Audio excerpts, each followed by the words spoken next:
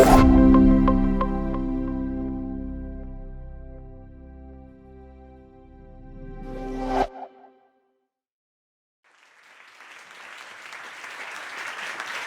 everyone. I'd like to start with a question. Who of you has ever thought of being a social entrepreneur? Hands up. Okay, that's great. Already quite a lot of you. Nice to see that. Maybe the majority of you have asked yourselves, what makes a good job? In the decision of what you want to do afterwards you have graduated from university, this is a very important question to ask yourselves. The Forsa Institute recently asked 1,000 employees in Germany what made a good job for them, and these were their answers. Besides a working atmosphere that is nice and a good job, a fair payment, and the compatibility of family and work life, I found it very interesting and nice to see that the meaningfulness of a job is on position 5. And even being asked what they miss the most in their current job, 53% said it was fulfillment. I myself could have joined this 53% only 4 years ago. After graduating from university, I joined the consulting companies. And I worked there for 5 years in very interesting projects. I learned about strategy development and about business development, about optimizing of projects and processes, but all the time something missed. So I asked myself, is there a possibility to bring together, on the one side, what I have learned and liked working in, as I said, business and strategy, and on the other side, working for a social impact, to make the world a better place somehow. But I must admit, I'm not so much a typical development worker. I like a certain infrastructure and I like a specific living standard. So I said, these two worlds, they will not fit. How can I make it work? Luckily, there's something called social entrepreneurship, which combines both worlds together. And in my case, it was always Africa that interested me. I grew up in Nigeria, and so I was always connected to the continent. And I wanted to do something with Africa in my work life. I wanted to have a connection of Germany and Africa. Luckily, my father founded a company in 2002 called International Training and Support. And this company does vocational training in the area of technical training, civil works, and even agriculture.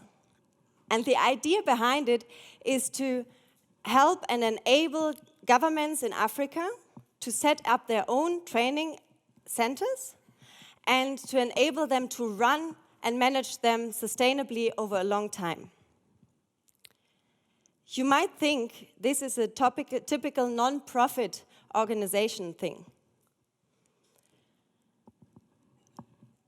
Training for me is very important and a key for the development of a country. Why is this so? Number one, training leads to the employment of people. If you are skilled, you will have a bigger possibility of being employed and having a job. This will lead to a higher life standard, living standard will improve. And this will also lead to a higher security in the countries. And just imagine there's a non-trivial effect of education to terrorism. So I believe training is a key, as I said, to development. And most of you might think this is an area for non-profit organizations. but I disagree. You might have heard about aid trap. A lot of books were written about that, but I want to tell you about my own experience. Many governments in Africa have learned over the past decades that they don't need to make provisions for training and education in their budgets. So they know that development agencies and development funds will help them finance vocational training, will help them finance any kind of education.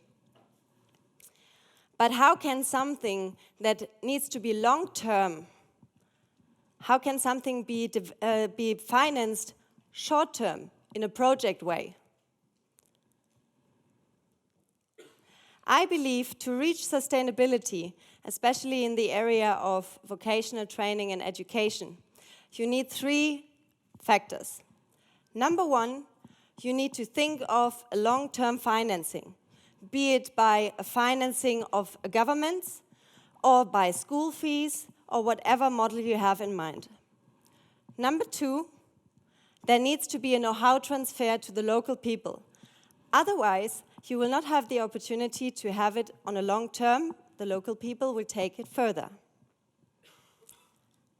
And very important in my opinion, you need to involve the industry. The industry are the ones that are going to take in the graduates of the training centers. They are giving them jobs. And there's a very important thing in Africa. It's not only a lack of skills, but it's often also a mismatch of the skills. So on the one side, you have what is the outcome of the training centers, and on the other side, you have what is needed in the industry. And this does not fit together. So this is a very important thing that needs to be changed.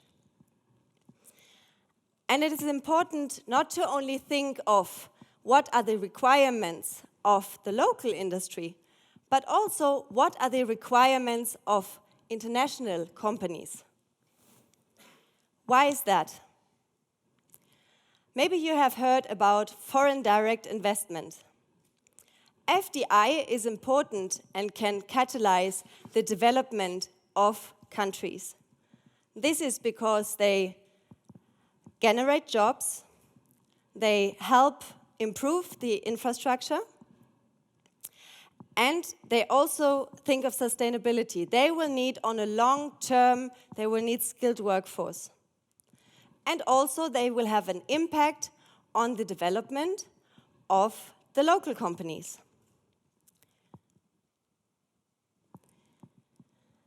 We have done recently a project together with the VDMA, the Verband Deutscher Maschinen- und Anlagenbau, which are a German association of machine engineers. And we asked the member companies what were their challenges they face in Africa, or what they thought they would face in Africa if they have not yet invested. And one main factor was that they thought there was not enough skilled workforce for them to invest into Africa.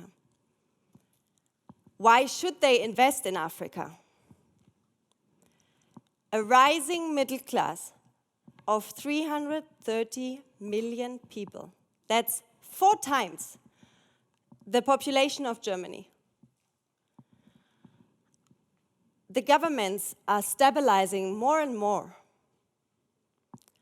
And a population, overall population, of 1.1 million people in Africa. And 60% are working age population. So you can see it's a very big working force you have there.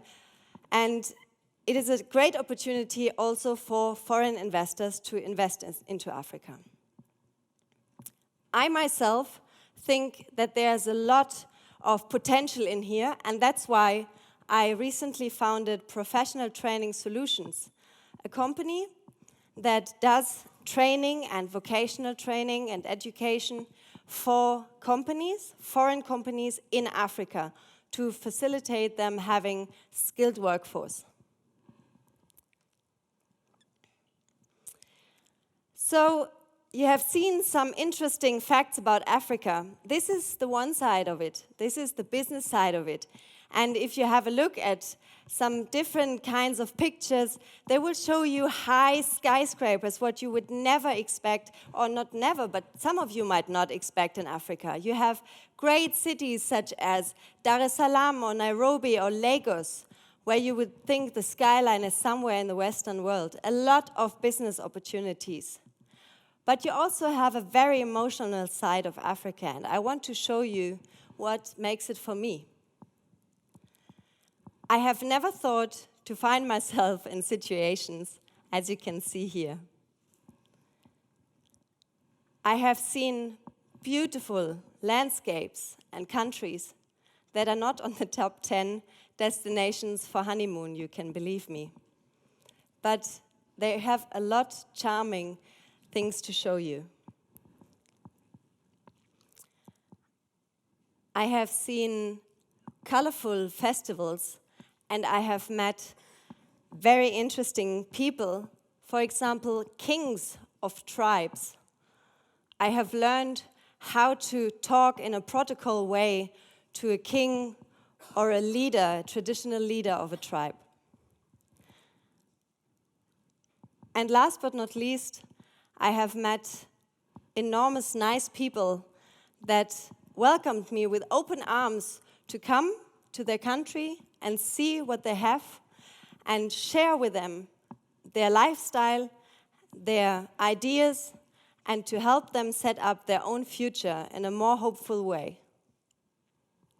So you can see down there on the one picture, history is repeating with my small godson and his Nigerian friend. And maybe the last minutes have given you more motivation to start up as a social entrepreneur. And who knows, maybe someday we will meet at Lake Victoria in Uganda and we can share these lovely views. Thank you.